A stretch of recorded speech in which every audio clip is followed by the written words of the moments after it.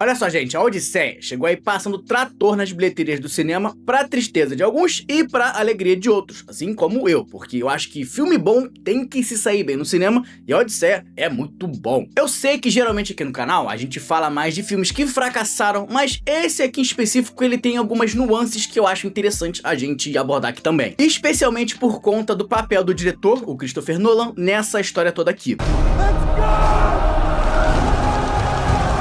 Porque, parando pra pensar, a Odisseia tinha vários motivos jogando contra ela e corria diversos riscos. Numa era em que o público consome cada vez mais conteúdo curto, o filme do Nolan chegou com uma duração de quase 3 horas, adaptando um épico escrito há milênios e trazendo pra tela um gênero que anda em baixa no cinema, a fantasia. Porque pensa aí, quais foram os últimos filmes de fantasia ou de fantasia histórica dos últimos 10 anos que foram bem no cinema? Claro, a gente teve alguns filmes aí no universo do Senhor dos Anéis, mas bem, a gente tá falando daí da maior saga de fantasia da história. Só que para cada filme dessa saga que o público ia assistir, a gente também pode contar outros dentro desse gênero que foram fracassos feios. O filme do Rei Arthur, A Lenda da Espada, O Cavaleiro Verde, esse último filme do Dungeons and Dragons, Honra entre Rebeldes, Deuses do Egito e até mesmo A Torre Negra, se der pra gente encaixar aí como um estilo de fantasia misturado com faroeste e ficção científica. E assim, alguns desses filmes foram realmente ruins, então o fracasso era inevitável. Só que outros ali foram mais ou menos e tinha algumas exceções que foram realmente boas. Mas o fato é esse. Ano após ano, filme após filme, parecia que o recado que o público dava era claro. Fantasia é na TV. É na televisão que a gente encontra as melhores obras desse gênero. Game of Thrones, Vikings, Casa do Dragão, mais Senhor dos Anéis. Ou seja, o sucesso que esse gênero aqui tem dificuldade de encontrar no cinema, ele encontra no sofá de casa. E é no meio disso tudo que o Christopher Nolan chega com a Odisseia. Filme longo, épico, num tema que não tem feito tanto sucesso no cinema e olha só que loucura, lá nos Estados Unidos com uma classificação indicativa de mais de 17 anos. Isso é uma coisa importante que a gente tem que ter em mente nesse vídeo aqui. Lá no país de Hollywood, a Odisseia só pode ser assistida pela galera que tá numa faixa etária mais velha. Pois é, indo contra todas essas dificuldades, o filme ainda conseguiu se estabelecer como a maior estreia da história da carreira do diretor. No primeiro final de semana, o filme levou 123 milhões de dólares lá nos Estados Unidos e ficou somente atrás de outros dois filmes que tinham sido feitos para todos os públicos e que já eram franquias gigantescas, Toy Story e Super Mario. E levando em conta o mercado global, foram 264 milhões na estreia, uma parada realmente impressionante. Esses números, aliás, são bem maiores que os de Oppenheimer, que também era um filme mais restrito por conta da sua faixa etária e até por conta do seu tema, acho que dá pra dizer, e que no fim das contas acabou fazendo 975 milhões de dólares no cinema. E ó, contando com as fontes que a gente tem de informação, a Odisseia custou aí 250 milhões e as previsões é que ele precisa fazer por volta de 625 a 750 milhões para se pagar quando a gente leva em conta outros fatores como o marketing, por exemplo. Só que é o seguinte, hoje, no momento que eu tô gravando esse vídeo, talvez quando você esteja assistindo esses números já tenham mudado, mas hoje o filme tá aí na 5ª colocação lá nos Estados Unidos e na 7ª colocação no mercado global, e já arrecadou um total de 652 milhões de dólares. Ou seja, toda a negatividade criada em cima do filme, que em muitas ocasiões teve até discursos preconceituosos, em especial pelas terras sem lei da internet. E atenção, hein, se você discordou de determinadas escolhas para esse filme sem o viés do preconceito, eu não tô falando de você, tá? Tô falando das várias pessoas que usaram a escalação de alguns atores como uma oportunidade para expor a sua intolerância e discriminação, que sim, teve bastante gente online fazendo isso. Mas o ponto é que toda essa carga negativa e campanhas online acabaram sendo infrutíferas, mostrando mais uma vez que a internet muitas vezes tá longe da realidade do nosso mundo material. Tá, mas então como é que isso aconteceu? Como é que um filme que tinha tanta coisa aí jogando contra, tinha alguns riscos bem grandes, acabou sendo um grande sucesso? Duas palavras: Christopher Nolan. Porque ó, você pode não gostar dos filmes dele, você pode falar que o cara é feio, que tudo que ele faz não passa de firula comercial e tá tudo bem. Mas não dá pra gente negar a realidade. O cara chama a gente pro cinema. Por exemplo, segundo o portal Deadline lá dos Estados Unidos, nas pesquisas feitas com os espectadores que tinham acabado de sair do cinema, ou seja, a pessoa de verdade que saiu de casa, pagou ingresso e foi ver o filme, 51% dessas pessoas lá nos Estados Unidos responderam que foram ver o filme por causa do Christopher Nolan. E não só isso, 43% dessas pessoas responderam que só vão no cinema de maneira pouco frequente, até mesmo poucas vezes no ano. Ou seja, foi o nome do diretor que tirou uma galera que pouco vai ao cinema para ir assistir esse filme. Eu vou deixar aqui na descrição o link da matéria, caso você tenha interesse e queira lá conferir. E ó, eu aliás não moro nos Estados Unidos, mas eu provavelmente teria respondido exatamente a mesma coisa, tá? Eu não vi o trailer, não fiquei esperando para ver a reação da galera, não fui procurar muito sobre o filme, nada. Eu fui ver por causa do diretor também. E é isso que eu acho muito curioso. Porque esse papel de arrastar multidões pro cinema era algo muito comum dos movie stars, os maiores astros de cinema do planeta. Esse era o papel que antigamente uma Angelina Jolie, um Leonardo DiCaprio, um Tom Cruise faria. Só que isso com o tempo foi meio que se perdendo. Essa aura da estrela de cinema foi perdendo espaço por conta das mudanças dos nossos hábitos de consumo. A gente passou a consumir mais franquias, universos conhecidos, histórias compartilhadas, personagens de outras mídias. Foram essas coisas que passaram a ser o grande chamariz pro cinema. E a chegada do streaming diluiu ainda mais isso. A televisão da sua casa também passava a mostrar produções com grandes atores talentosíssimos e a venda de ingressos passou a depender menos de rostos conhecidos. Claro, eles ainda carregam um peso grande para atrair o público para a sala de cinema, mas eu diria que é bem menor do que o que já foi no passado. E curiosamente, hoje parece que esse papel acabou sendo assumido pelo nome do Christopher Nolan. Um nome tão forte que mesmo com um elenco recheado de estrelas consolidadas como Matt Damon e Anne Hathaway, os atores sequer pediram para ver o script antes de aceitar embarcar na aventura dele. Uma exceção? Sim, talvez até uma anomalia, mas o fato é que esse é um nome que vem carregando um peso diferente para as salas de cinema. Interestelar, Dunkirk, Tenet, Oppenheimer, todos filmes que foram um tremendo sucesso de público,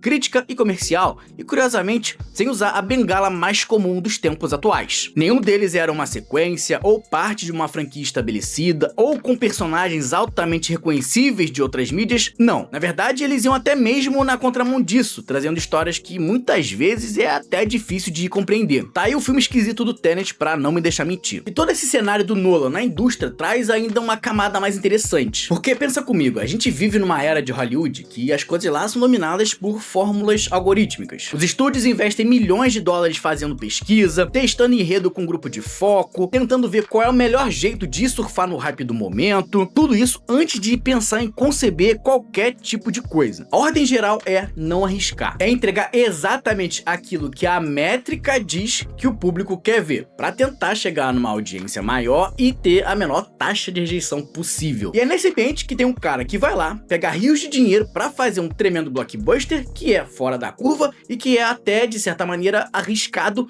pelo menos arriscado aos olhos do estúdio. E isso gera uma questão interessante. Se filme após filme parece que um diretor prova que a marca mais valiosa do cinema continua sendo a visão inegociável de um artista, será que o sucesso avassalador de A Odisseia é sinal que dá pra esperar alguma mudança em Hollywood nesse sentido nos próximos anos? Ou será que o Nolan virou um ponto tão fora da curva que os estúdios enxergam ele como a sua própria franquia e, portanto, na realidade, esse fora da curva que eu falei é uma aposta segura, mesmo com todos os riscos que ela corre? Você, o que você acha? Eu sinceramente não sei, não tenho uma resposta, eu só sei que A Odisseia é muito bom e se você tiver a oportunidade de ver, vai lá no cinema assistir, porque, cara, vale muito a pena. É um espetáculo visual que merece ser assistido no cinema e vamos ver o que é que o Christopher Nolan também tem aguardado aí pra gente pro futuro. Ah, André, mas nesse vídeo aqui você ficou muito puxando o saco dele, hein?